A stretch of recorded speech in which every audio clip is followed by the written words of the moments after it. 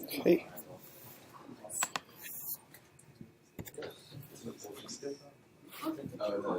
Okay, so your goal for the day was to have Unity installed on your machine, your laptop. Who has Unity installed on their machine? The one you bring to class. Yeah. Not yet. Okay. If not, find someone right next to you who raised their hand, and we will be working on Unity today. Today is our introduction to Unity. It is our game engine, the thing we're going to use to be developing, learning all the tools, and putting all the pieces together. Now there's lots of parts to Unity. This is the screen you probably see when you open it up. Let me shrink this one down just a bit. Okay, go ahead. Open up Unity. Can you see anything on the screen? This entire row does not have Unity, but I have it on my desktop, so would it be alright if I went and grabbed it in storage media and came back here? You're going to grab your desktop machine? No. Grab the installer file. Oh, okay. Yeah. Okay. Sure. Yeah, you'll miss the first part, but. It's okay, it's on. Okay. This is hard to see. I'm going to close these windows down.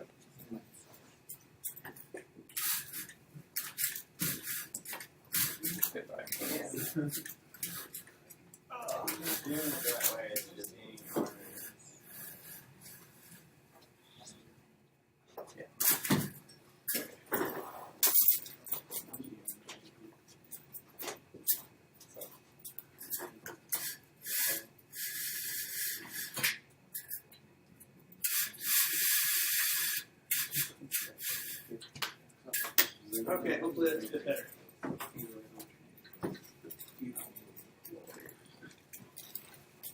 Okay, I'm working on getting Unity installed in the Windows lab, those new machines. I will be installing Unity, putting on the Unity Pro license. If you just download Unity yourself, you get a light gray background. If you go buy Unity, you get the dark gray background. There's more to it than that.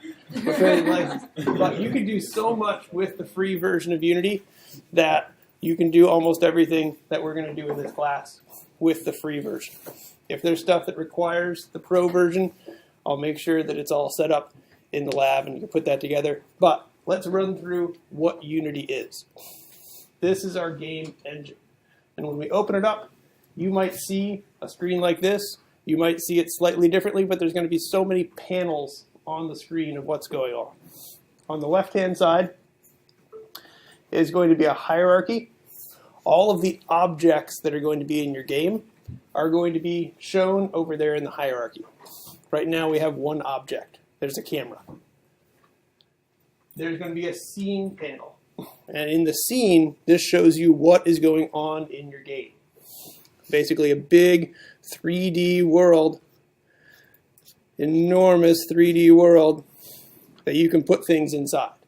And these objects that you put in can be put in a 3D space. Unity works in both a 3D and a 2D setup.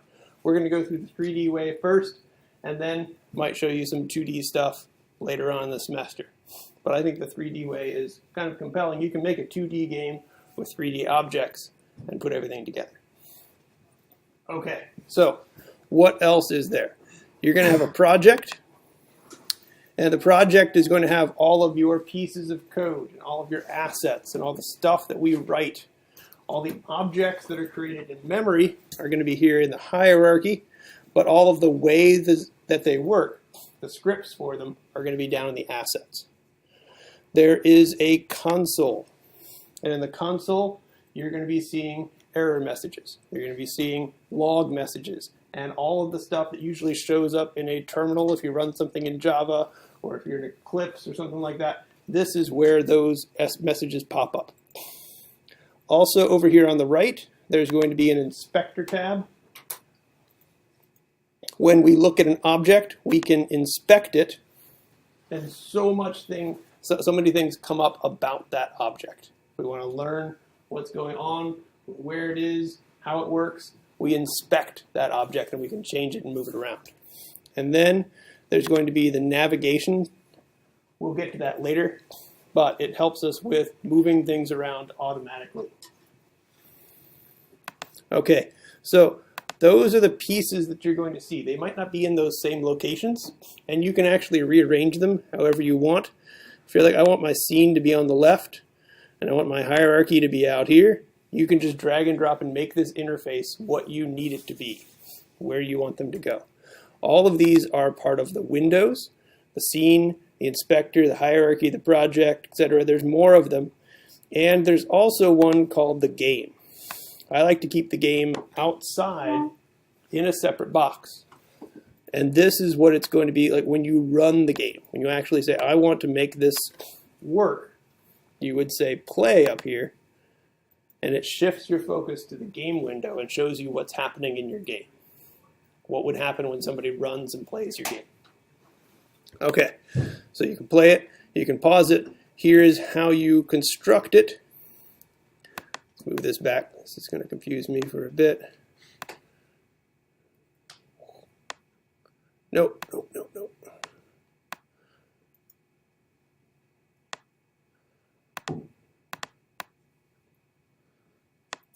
There we go. Okay. So, yeah, have fun manipulating, moving these around, making them as big as you need. Some of them won't shrink terribly because they need to show everything in them. But this is your window. Any questions about the Unity window and what you're going to find when you open this program? Okay, let's do stuff with it. We want there to be objects in our games. Scenes, things that we run into, things that move around. So those are going to be called game objects. Game objects are there for organizing as well as for showing things on the screen. So let's make a 3D object that's a cube. Shows up in the middle of the screen. We now have a cube in our game. And you can pick any kind of object you want. Cubes, spheres, capsules, cylinders, planes.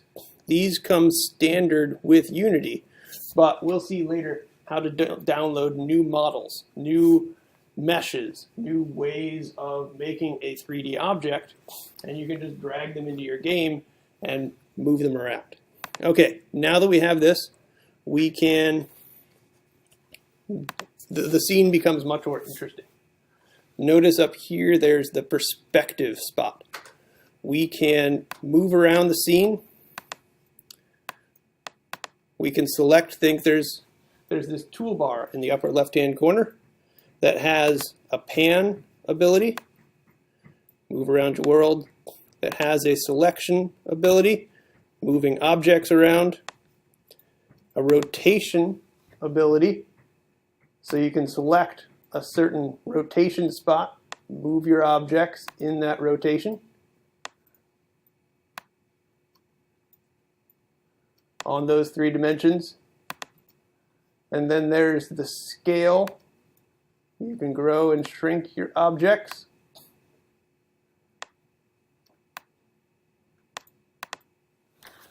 All of those are ways to manipulate the 3D mesh that you throw into the screen.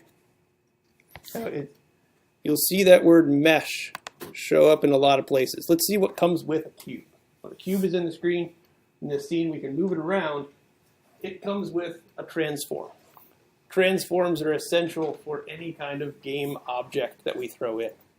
3 pieces to a transform: the position, the X, Y, Z position of where it is, the rotation in the X, Y, Z dimension, and the scale in the X, Y, Z dimension. Yeah, Bear.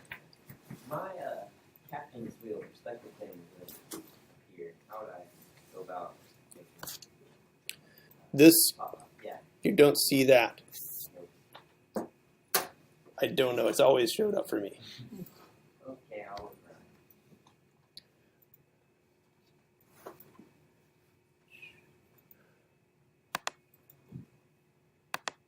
But there's different ways to look at it in the scene.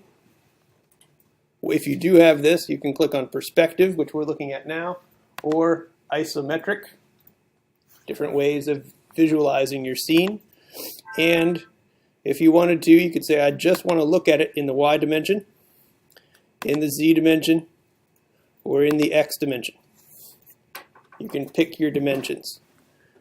And then you've really got to go back.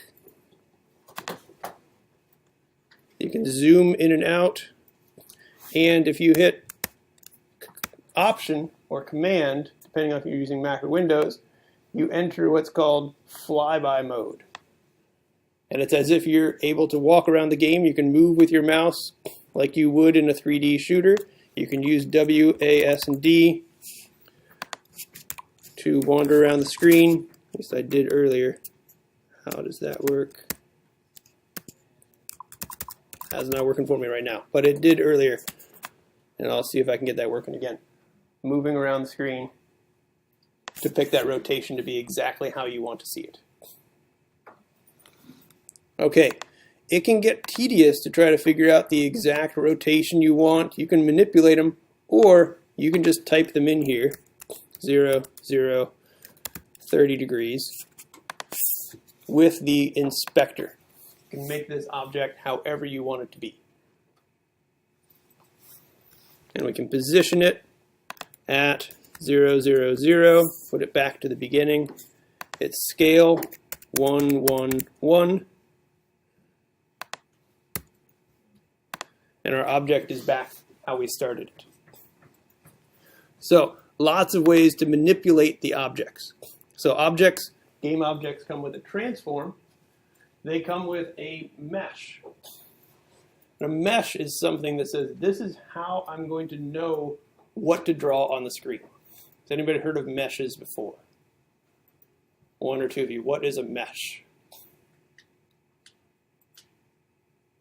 It's like a series of polygons that make up a 3D object. Yes. So this is a series of polygons, especially in this kind of context. From what I've been reading, they are triangles. Triangles are wonderful ways to store 3D objects. And a common way to do it, find some chalk, you come up with a mesh, which is basically two arrays. An array of points and an array of vertices for triangles. This is your data structure to keep track of a mesh. You can't keep track of a complete 3D object, so you use triangles to do some optimizations in the graphics card, and other places are put together. But even this cube or this sphere that we want to add in, they are made up of a bunch of triangles. And the way it's going to be drawn on the screen, the way we're going to be able to manipulate it sometimes, is with those triangles. We have an array of points in 3D space, 0.4, 0.9, 0.8, 1.3, etc. That's our first array.